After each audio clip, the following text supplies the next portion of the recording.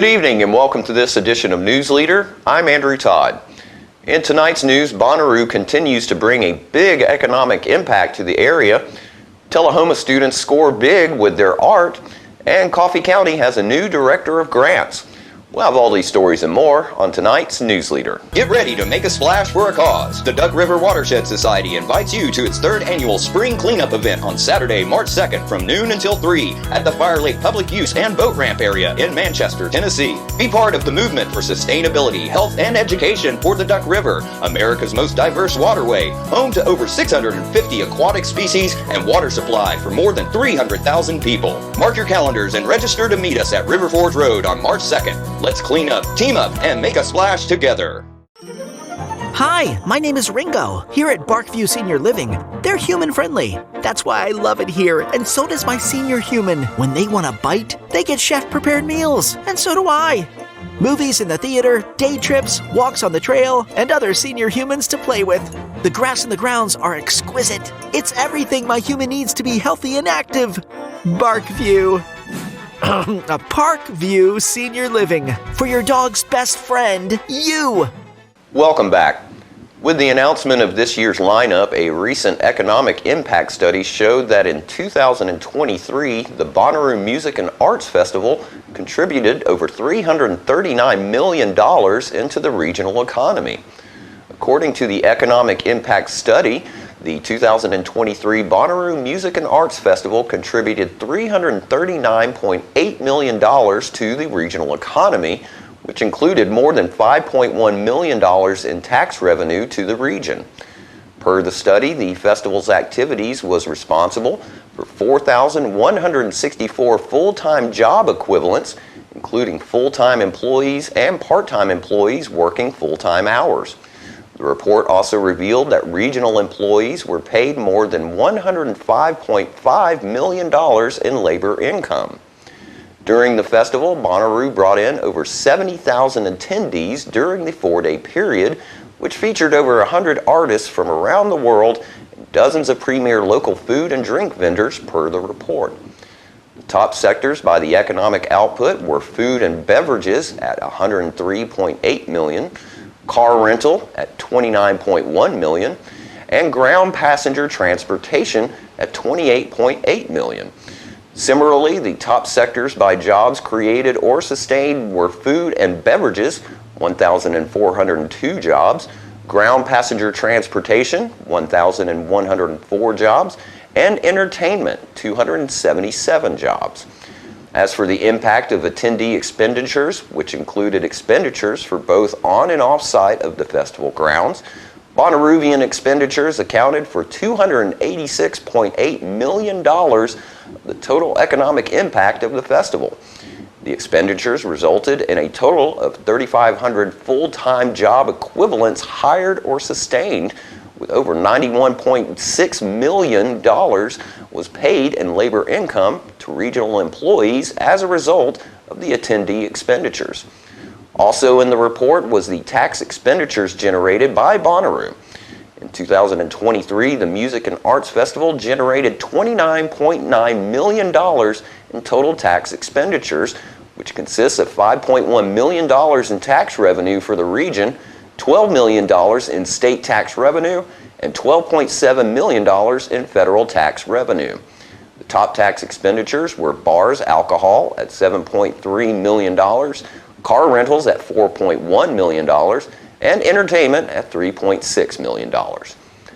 Festival Director Brad Parker said in a statement that organizers were proud to share Bonnaroo's economic impact to the city of Manchester, Coffee County, and the state of Tennessee. Parker said, quote, "Bonnaroo is an extraordinary experience that brings tens of thousands to the region each year. Through this study and additional efforts to improve the community that Bonnaroo calls home, it's undeniable that the festival's benefits extend well beyond the farm." The 2024 Bonnaroo Music and Arts Festival lineup announced this year's lineup in January, with Pretty Lights, Post Malone, Red Hot Chili Peppers, and Fred again headlining the festival. Other major acts that will be performing include Fisher, T-Pain, Megan Thee Stallion, Maggie Rogers, Melanie Martinez, Jason Isbell and the 400 Unit, Carly Rae Jepsen, Gary Clark Jr., the Mars Volta, Cage the Elephant, John Batiste, and many others who will be performing at the farm this year. The pre-sale began Thursday, January the 11th, where Bonnaroovians can sign up for a pre-sale passcode exclusively via Bonnaroo.com/tickets. For additional information, visit the official website at Bonnaroo.com. After these messages, we'll be right back. My husband was diagnosed with a spinal infection. He lost his ability to swallow and the movement of his legs. I couldn't turn over in bed, I couldn't walk, I couldn't eat. They were just wonderful in the treatment and care they gave my husband. I regained my mobility where I was able to go home. It is miraculous. Let us champion your recovery. Life Care Center of Tullahoma.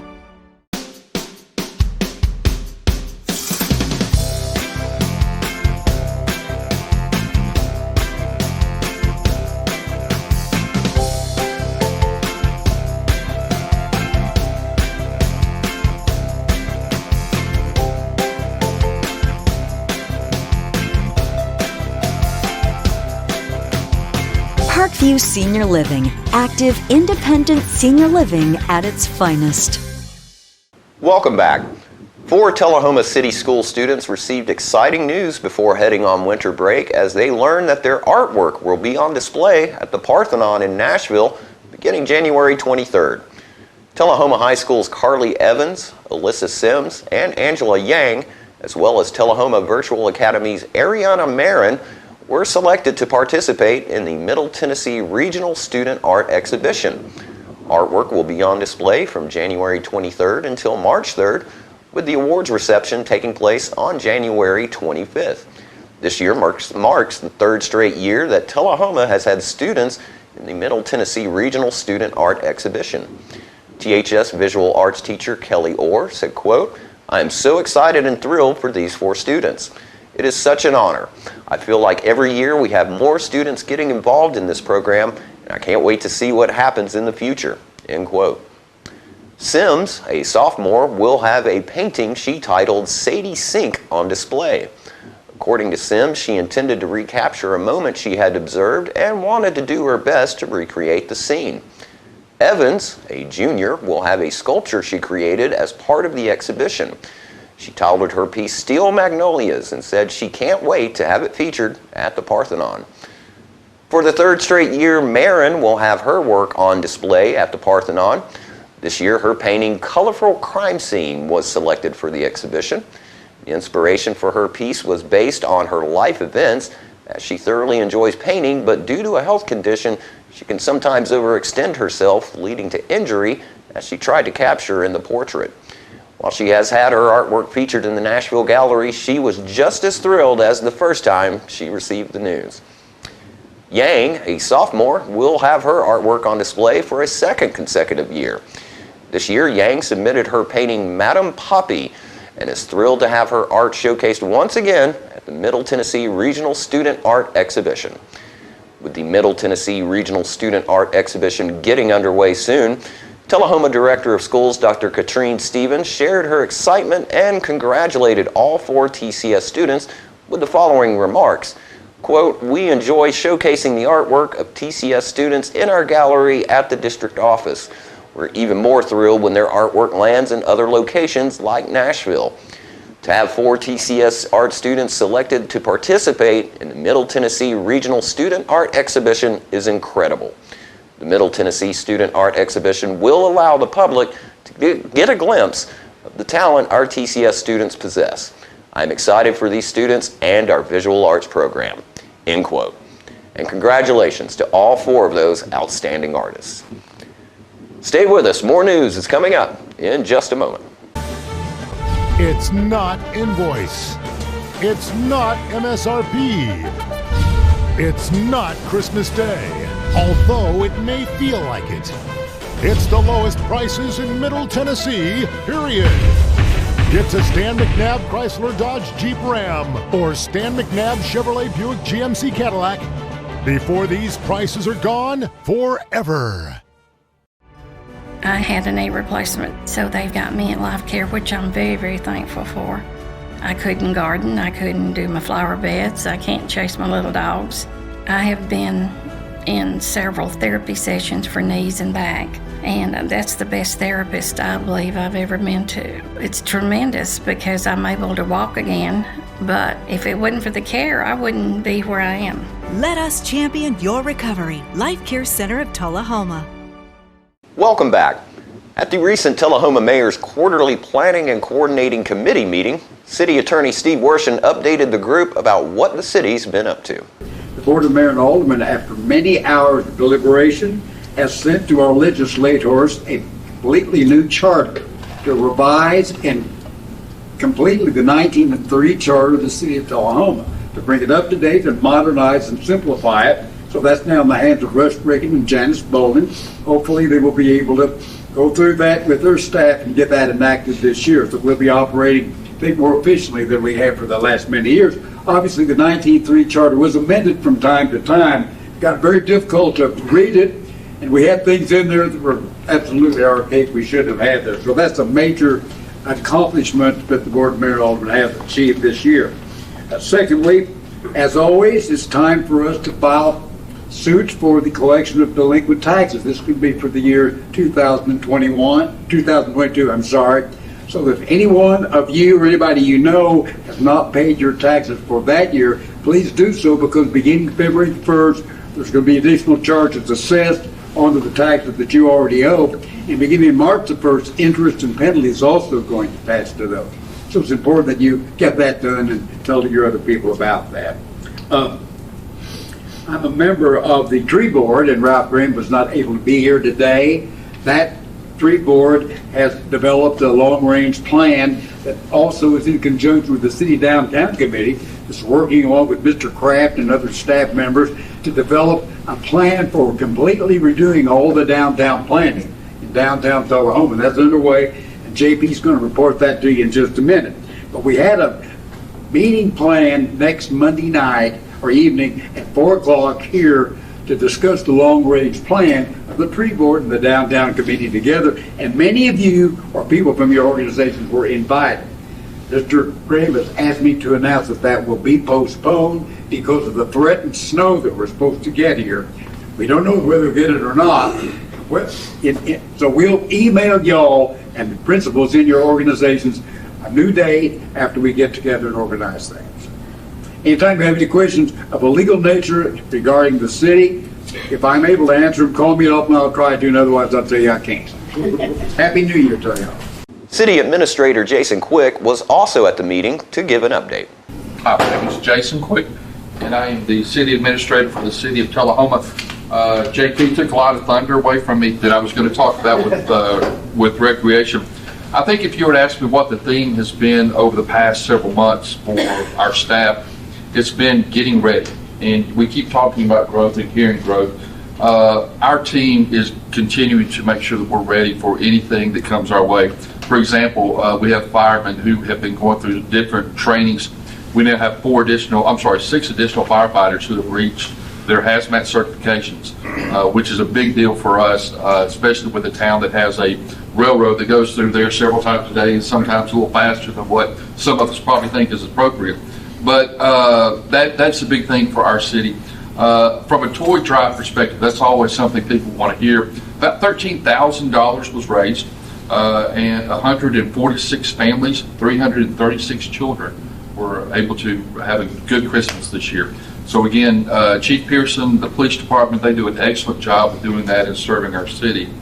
Again, as we're looking forward to having new residents hopefully coming to town, our city recorder's office is now accepting debit cards. So we want to remind the public that you can pay online, as always, with a debit card, but you now can do so by coming in to the window and paying that way. And from a city recorder's perspective, we have someone who's becoming a certified municipal financial officer, which is a big designation. It's something that helps us when we have our audits.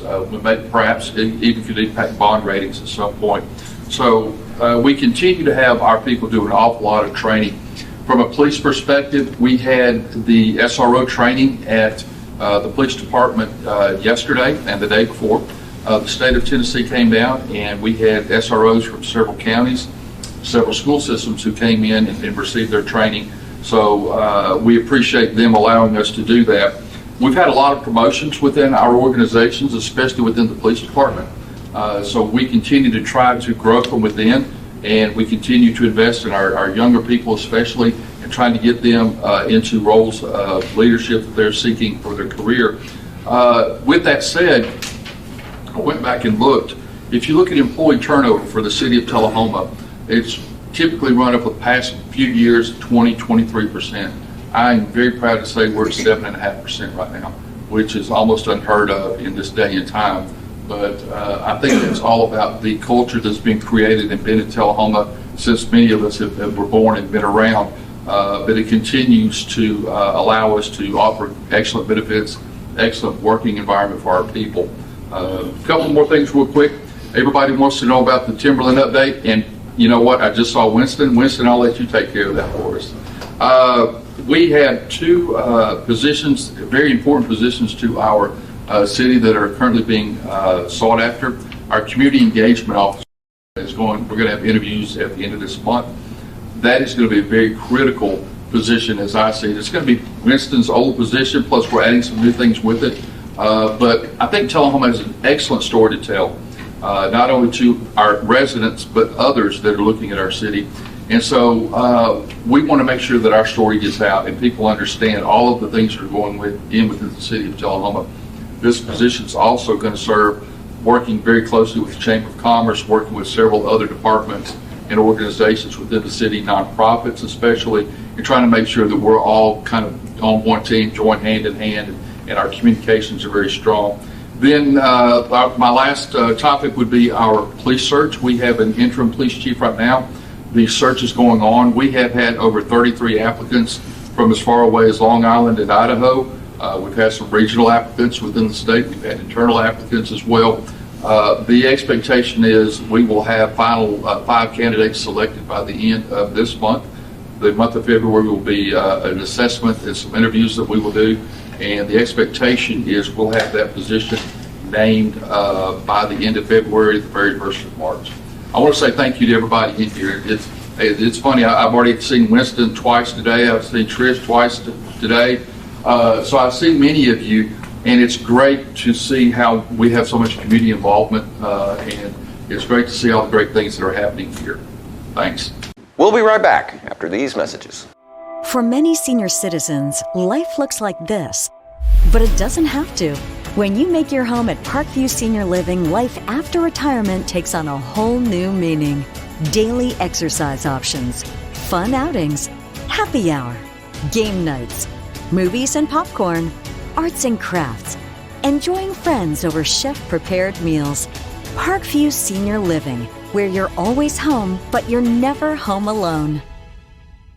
Get ready to make a splash for a cause. The Duck River Watershed Society invites you to its 3rd annual spring cleanup event on Saturday, March 2nd from noon until 3 at the Fire Lake Public Use and Boat Ramp area in Manchester, Tennessee. Be part of the movement for sustainability, health, and education for the Duck River, America's most diverse waterway, home to over 650 aquatic species and water supply for more than 300,000 people. Mark your calendars and register to meet us at River Forge Road on March 2nd. Let's clean up, team up, and make a splash together.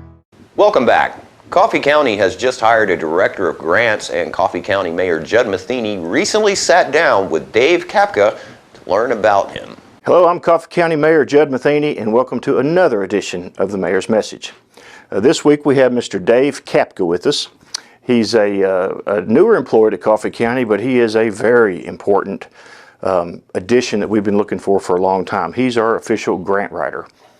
One thing I learned the first year here is how much money Coffee County has left on the table in grant money. Federal, state, private entities, our various departments and agencies either just didn't have the capability to research, or in some cases there was not some follow through, or some grants weren't done on time. So we decided the need to have somebody that could build an infrastructure for us and literally start from scratch and help us research, write, track, and monitor the grant process. Very important for us, and he has a wealth of experience. So Dave, I want you to please tell the viewers of Coffee County about yourself, where you're from, your background, which is in education. It was some very, very specialized grant training and writing experience, and then how you ended up here in Coffee County. Sure. Yes, my name is Dave Kapka. I'm coming from Prescott Valley, Arizona. I was there for the past 34 years. I was in education. I taught at a local high school there in Prescott Valley and what was called Mayer, Arizona. And I was a... Mayer? Mayer, Arizona. Mayer, Arizona. Yes. Cool. And I was a CT director for 32 of those years. Career and technical education. Career and technical education, correct. I wrote the federal grants as well as state grants for our programs at the local high school. We managed close to $800,000 a year, outfitting our programs with their needed equipment, their professional development, any kind of needs that they needed. Our goal was obviously to prepare our students for the real world. And I also coached sports. I coached softball, football, baseball, golf. So it kept me busy. I'd say so. Yeah, I enjoyed the education field. It was time for a change again. After 34 years of education, I decided to retire. My wife, Diane, her sister was living out here in the Manchester area and convinced us to head out this direction in our retirement. So we chose to move out here to Manchester, and we just fell in love with it when we visited. So we packed our bags, moved out here in June. And I really wasn't looking for a job, but I ran into your assistant, Sam. Yep. One day he was walking in the neighborhood, and we got to talking, and next thing you know, here I am. Yeah, it's a great way we met, because we were actually talking about the need for a grant writer, and Sam spends his lunch breaks out walking, normally for a half hour a day, and he ran into Dave. And they struck up a conversation, and then Dave came in to meet us, and we'd already started the process of talking about it. And long story short, 4 or 5 months later, through the normal application process, posting process, Dave came on board. And I'm very honored and pleased that the County Commission has appropriated the money in order to bring him on board. They obviously see the need to be able to have a grant writer and help our various departments and agencies to apply for state and federal money, as well as maybe some private organizations out there.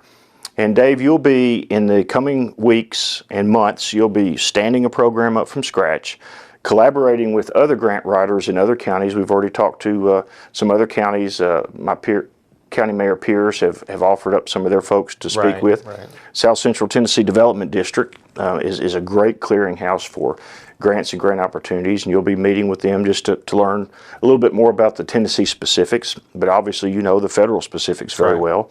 I know you've already built some databases on state contacts and are reaching out to state agencies to be able to be notified of grants.